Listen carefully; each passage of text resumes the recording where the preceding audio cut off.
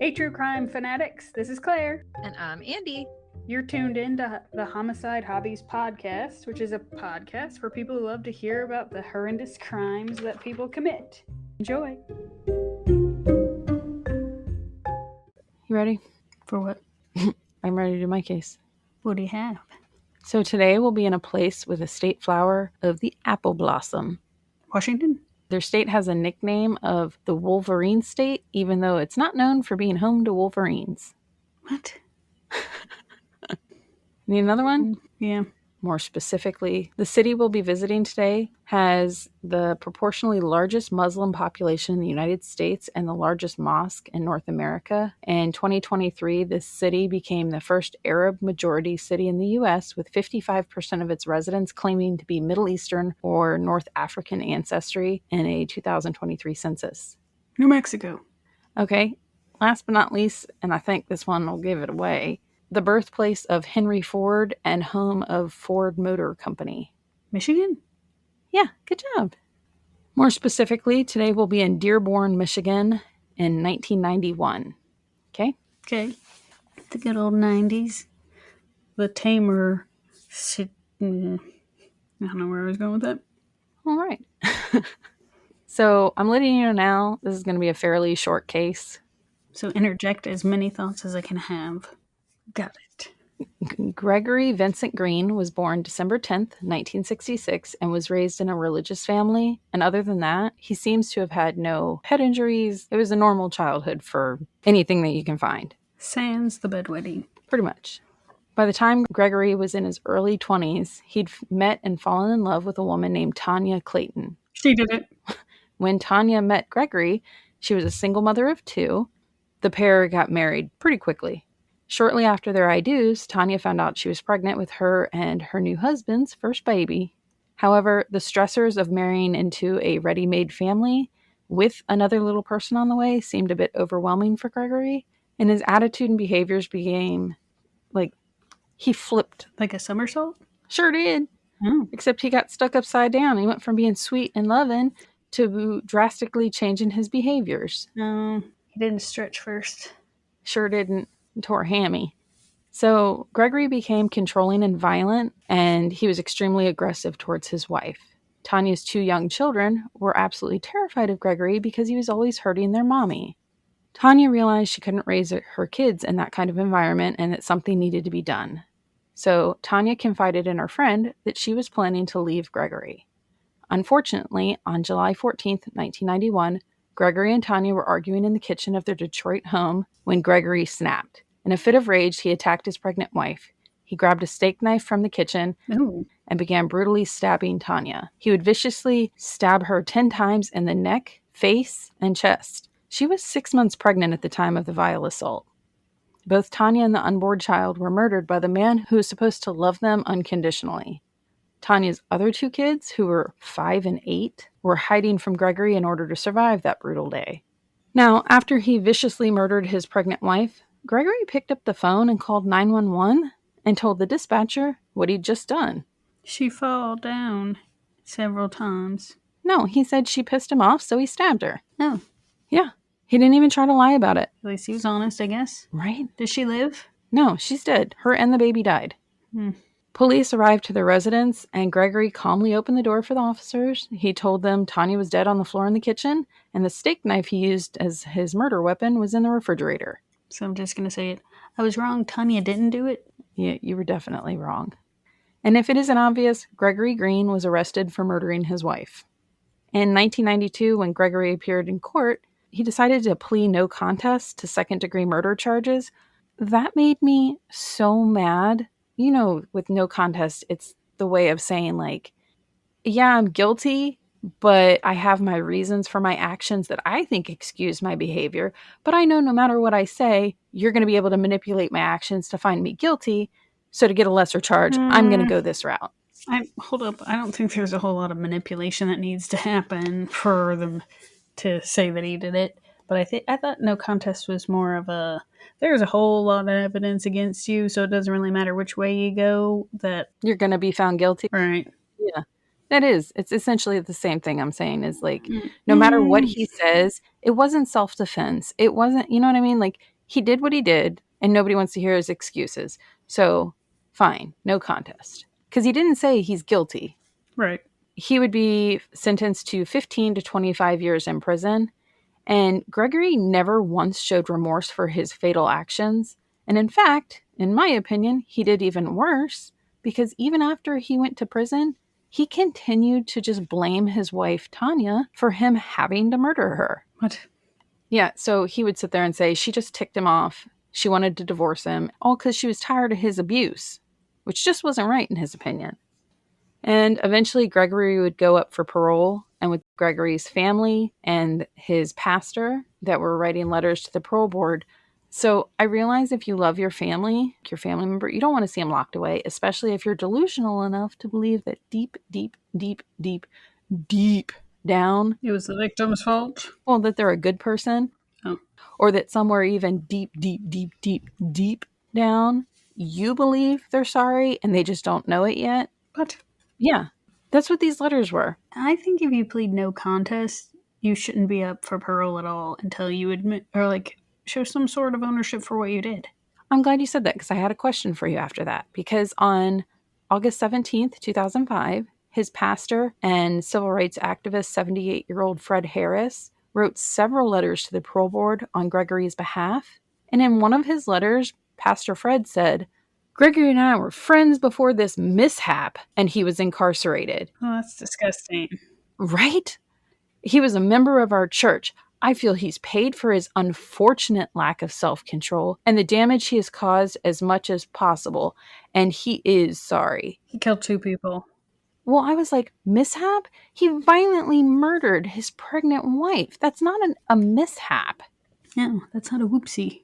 Pastor Fred even went as far as begging the parole board to give Gregory a second chance at life and promised to personally help guide Gregory's rehabilitation through his church. And I would say, deal, he's moving in with you. I would keep the knives locked up.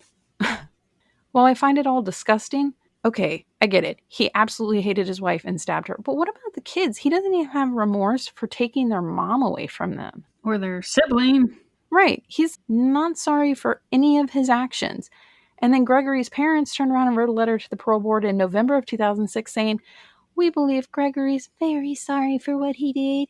He's gained insight into his behaviors and has worked hard in prison and continues to make the positive adjustments." What? No. He murdered your grandchild. It's weirder if you whisper it. Okay, I'll keep that in mind for next time.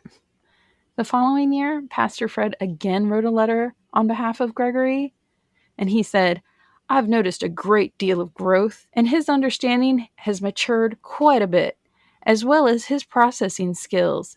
If he was to be released, he would be welcomed as part of our church community, and whatever we could do to help him adjust, we would." I'm thrilled to tell you that all 4 times Gregory's unapologetic, abusive punk ass was up for parole, he was denied. Good. He was denied twice in 2004 and twice in 2006. This piece of garbage wasn't even sorry for, like I said, killing Tanya. So the parole board, in my opinion, saw Gregory for who he was. He was a violent offender who needed to stay behind bars, and he would stay in prison. And other than one minor altercation with another prisoner, Gregory stayed away from violence in the prison and kept a clean prison record. Now, me personally, I thought of you, Claire, because I thought that altercation with another prisoner, he must have gotten his ass spanked by someone else, and he didn't like it, so he decided to steer clear of all possible situations that could lead to the ability of a caution cone insertion or gag reflex check-in. I was going to say, waiting for the... You're thinking of me. Well, I know how you like your crime violence Excuse me. in prisons Oh. and your caution cone insertions. Turns out he didn't need his throat or his brown eye lubricated. Yeah, no, I would say no lubrication necessary. It'd be lubricated by the time they were done. Ew.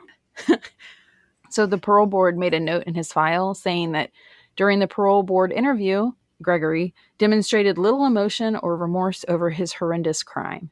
And in another note in his file on one of his other parole attempts, despite completion of recommended therapies, Gregory Green has not gained adequate insight. He was not sorry for what he did. Right. And that's where I had my question for you. Do you think it's fair to deny potential parolee their freedom when they show zero remorse for their actions? Absolutely. But their friends and family insist that they must be sorry. Yeah, but they were gonna say that if they can get past him murdering his wife and child, then they've accepted him as a piece of shit. And I don't know who they are. They might be doing the same thing, just haven't gotten caught. Right? When I saw that his family, I know his sister was on board with him getting out, and the amount of support he had for being released, I thought was disgusting because he can't even say he's sorry to the kids. Like the absolute bare minimum would be to be sorry that he removed their mother from their life. He could have divorced them and they could have gone on their merry way. But he wasn't even sorry for the absolute bare minimum. I don't know if it was all the letters that were annoying or if it was Gregory's clean prison record, but in 2008 and his 5th time in front of the parole board, this still unapologetic murderer lucked out and the parole board decided to change their minds and he was granted parole. Ugh. Yeah. The parole board stated in a report dated February 8th, 2008, reasonable assurances exist that the prisoner will not become a menace to society or to the public safety. Because he already is one. They also documented that his crime that he was incarcerated for was not of a sexual nature. I was like, ew. So they documented his projected release date as April 29th, 2008. And at that point, he'd served just under 17 years of his 15 to 25-year sentence. And I truly feel sorry for Tanya's 2 kids and the rest of her family, knowing that he was free to live his life because he was still young. He was like 41 or 42 when he was released. But an update on Gregory since his parole. So Gregory attended cucumbers. What? I was going to say, I didn't even know it was something to attend. There's autocorrect for you. Well, that was, he missed prison so much that he attended cucumber harvestings. He had his own cucumber collection purse. He said, look, Mom, no hands. Gross. So that was supposed to be Gregory attended church. With his cucumbers. You know how that one chick walks around with her butt plug in? So anyway, he spends... I wouldn't eat a salad he prepared for sure. Unless it's a real tight one, and then he's able to pinch it off in slices. That would be a magic trick. I still wouldn't eat it. No. Even if your butthole could cut a cucumber, I'm still not eating it. As impressive and concerning as that trick might be, I'd be like, you know what? Because your asshole just chopped that, I'm eating it. It's disturbing.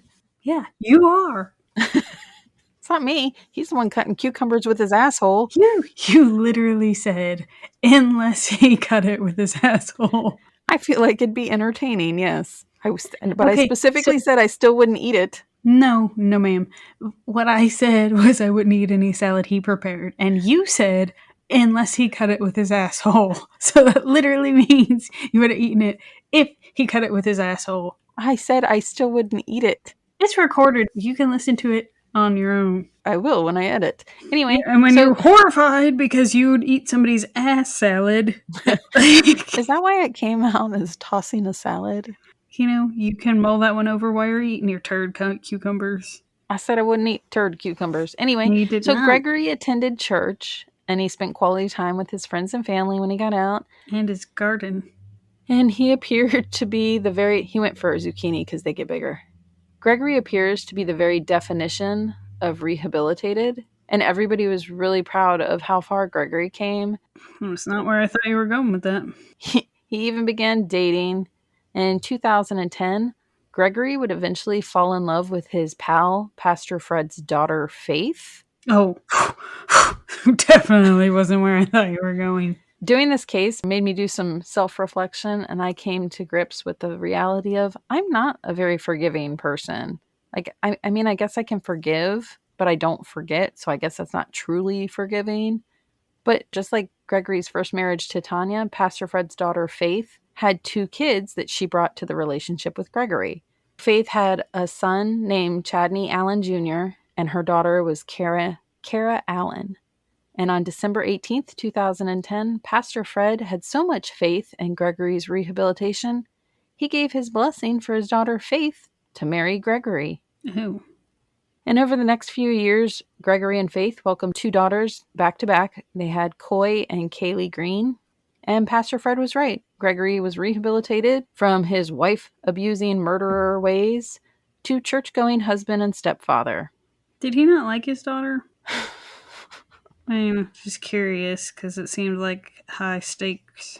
Well, that's all I got. I was wrong. He was rehabilitated. Now he's a happy, happy man.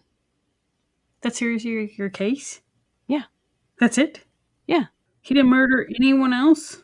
Well, I got an update. Even though it seemed everything was going okay, and they were popping out them babies within like the first couple of years of being married, Gregory started becoming controlling and started being abusive to Faith. And in 2013, when she tried to leave Gregory several times, she even went as far as filing for divorce. And she made an attempt to get a protective order against him. And then he gifted her a knife set? In her request for protection, she stated that Gregory would become belligerent, he would kick things. One of the times that she stated more specifically of violence was that he kicked the couch in a fit of rage while their infant daughter was asleep on it. Yeah, he definitely sounds like he's rehabilitated for sure. Right? And additionally, Faith claimed that Gregory told her, quote, things are going to get ugly if she didn't leave, and he threatened to attack her. Because she got the cucumbers out. She used them all. She forgot to get them at the store. Unfortunately, her requests for a protection order were denied, stating insufficient allegations, which I did find a bit shocking. If he had a violent history with his first wife that he murdered, if his second wife is stating he's doing some of the same things that he had done to his now deceased wife, why that didn't pick up as a bigger red flag, I don't know. And I'm not certain what happened. I have my theories, but I'll keep them to myself because it's not nice. But Faith decided to fight for her marriage and hold off going through with that divorce. And she and Gregory would stay married for another 3 years that were filled with domestic violence. And by August 2016, so just shy of being married for 6 years, Faith had enough, once again, and filed for a divorce. Angry that yet another wife was trying to leave him, Gregory, too, had enough. Late on September 20th, 2016, Gregory once again snapped at the idea of his wife stripping him of his family. And much like his attack on his first wife, Tanya, Gregory turned on Faith. That night, he brutally assaulted his wife, then dragged her to the basement of their home. After he brutalized her, he bound her with zip ties and duct tape and gagged her. He proceeded to torture his wife. Gregory began slashing Faith several times in her face with a box cutter, then shot her in the foot. What? Yeah. Let's give a felon a gun. Leaving his bloodied wife down in the basement, Gregory stomped upstairs, but not to calm down. The horrific night continued for Faith as Gregory brought his 2 teenage stepchildren, Chadney, who is now 19, he was 6'1", 200 pounds, and Kara, who is now 17, and she was just 5'5" and a mere 114 pounds. Gregory forced his stepchildren down into the basement at gunpoint in front of his battered wife. Gregory forced Chadney to tie up his sister Kara's wrists with duct tape and zip ties. He then bound her thighs and ankles with duct tape. Next, Gregory bound Chadney's wrists. Gregory then bound Chadney's ankles and thighs with the duct tape. He then forced each of his stepchildren to kneel in front of their mother. Gregory, still in a blind rage, shot Faith's children execution style in their upper torso and a final bullet to their heads, all in front of their sobbing mother. Chadney was shot twice in the back and in his left ear, like not on his ear, but like through his, and that killed him. Kara was shot twice in the top of her head and twice in her back. But Gregory wasn't finished with his violent rampage yet. He then took his 2 youngest daughters, Coy and Kaylee, they were 4 and 5, from the warmth and safety of their beds and put them into the family car. Gregory started the vehicle and snaked a hose from the car's tailpipe into the car's interior. This piece of trash didn't get into the car with his young daughters. He went back into the house and waited for the deadly carbon monoxide to fill his baby's lungs from the exhaust fumes. This disgusting excuse for a man then carried the tiny lifeless bodies of his own daughters back into the house and tucked them back in their beds. And just like with his first murder that he committed on his wife Tanya, Gregory went inside the family home and a little after 1 a.m. on September 21st, 2016, called 911. He informed the dispatcher that he just murdered his family. Isn't his wife still alive? I'm not answering. So she is. When the police arrived at the home, Gregory was at the end of the driveway. Police went inside to find the lifeless bodies of all 4 of Faith's children and to find the restrained, battered, and shot wife of the assailant still alive in the basement with her 2 oldest children dead at her feet. Gregory pled guilty to 4 counts of second-degree murder, also to torture and assault with the intent to do great bodily harm. Faith Green was brought into the courtroom in a wheelchair so she could speak at her now ex-husband's sentencing. She told the courts that she suffers from PTSD, migraines, and nightmares after witnessing the deaths of her children. And in court, Faith confronted Gregory and said there's no punishment that fits the crime. Not even torture and death would do justice. Your justice will come when you burn in hell for all eternity. I realize that a person being accused of a crime has the right to confront their accuser, but because he pled guilty, personally, I don't think he should be allowed to respond to whatever people are saying. I think he should just have to take it all on the chin. Oh, he will. Testicles and all, yeah. But he was allowed to respond, and he did. And he responded saying, first of all, it's in God's hands. Only he can judge. You know, I do regret, and I'm sorry for what happened. Sure. Right? February 2017, Gregory Green was sentenced to 45 to 100 years in prison for the 4 murders, plus 6 to 10 years for additional charges. By the time he's eligible for parole, he will be 97 years old. Now, that is my case. However, an actual side note, the spokesperson for the parole board made a statement. Okay, have you ever read something and before you get to the end of it, you make an assumption of what you're reading? That's what I did. So when I read that the parole board had made a statement saying that if Gregory had not been granted parole, I was like, yeah, his ass would have been in prison, not out tormenting his wife and killing 4 innocent children. But then I told my brain hole to shush it, and I kept reading, and that spokesperson said even if Gregory was denied parole in 2008, he would have been released in just a few short years in 2012, having fully served his sentence. Yeah. Now, in case you do the math, because he was arrested in 1991 and sentenced to 15 to 25 years, it should be 2016 when he's released. However, since he was a good little boy in prison, he had time knocked off for good behavior. So that wonderful parole person also pointed out that there were also no letters opposing Gregory's release. He also stated that once he was released, he was a good boy until his supervision ended, which was way before his new offenses. I was just like, does nobody take blame for their actions in this case at all? Well, because Pastor Fred, who supported all the things, he's refused to comment. Also, on a heart-wrenching note, the 4 children Gregory murdered, their mother Faith held a joint funeral service for her babies. More than 1,000 people showed up to the church that day in support of Faith and her kids. Mm-hmm. Chadney Allen Jr. was 19 when he was murdered, and he had recently graduated from Specs Howard School of Broadcasting with a certificate in digital media. Kara Allen was 17, still in high school, and she was a go-getter. She was a cheerleader and an honor roll student. Coy Green, who was 5, loved to play dress-up. She really loved being a princess and being the center of attention. And Kaylee Green was 4, and she enjoyed ballet and singing. But that is truly all I've got. I just thought it was disgusting that... Well, it's a tough case. I'm not a forgiving person. It really goes back to the original sentencing. I don't understand how such a violent crime to somebody that you loved would carry such a light sentence. But beyond that, you can't predict what somebody's going to do in the future. So I do understand a little bit of he would have got, it was either parole or he'd be out in a few years. And even then, it's not like the second he got out, he was murdery. And as you've done in your cases before, if he served his full sentence, he's out and just out.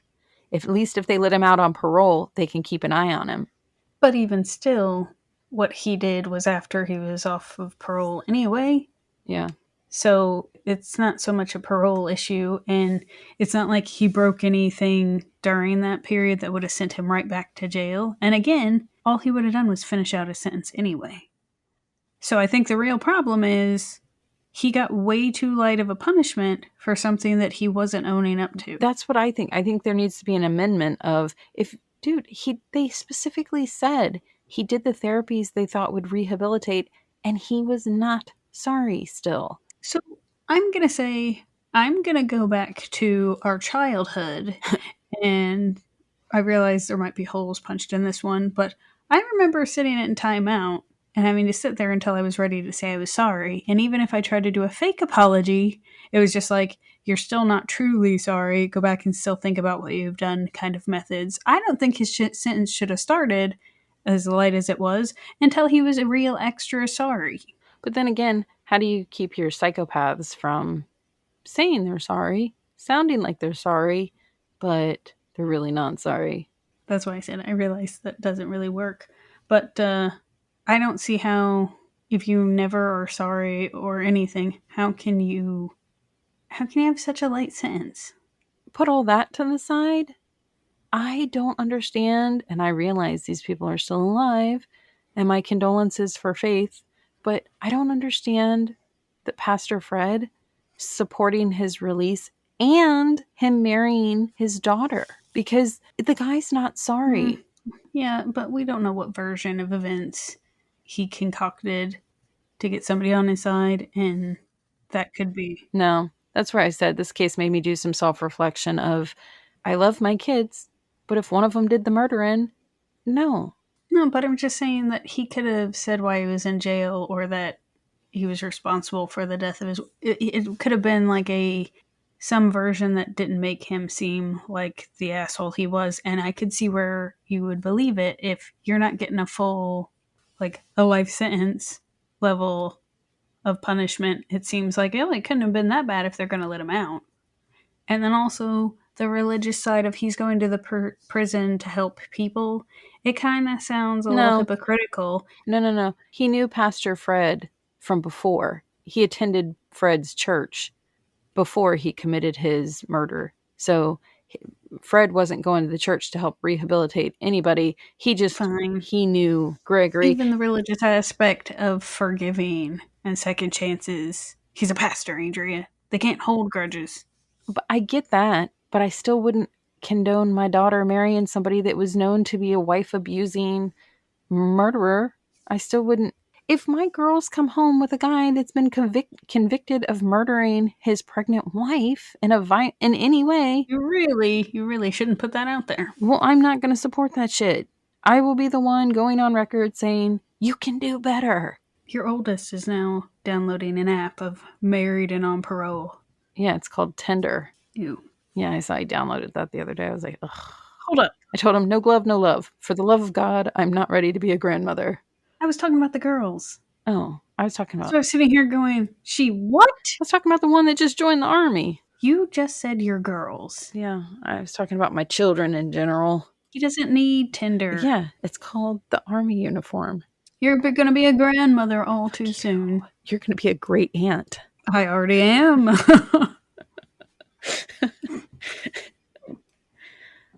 But yeah, that case, I feel sorry for Tanya's kids, and I feel sorry for Faith because her kids were murdered. In front of her? Yeah. I was really hoping he wasn't real good at verifying the deaths and that the girls in the car would have just been like out cold and breathing was sluggish. So I did find it hard to find like the actual events that took place because he's not a cooperative feller, if you didn't pick up on that. I hope he's smothered to death with cock hairs and it takes him 1,000 minutes to struggle on those hairballs before he dies. It's disgusting.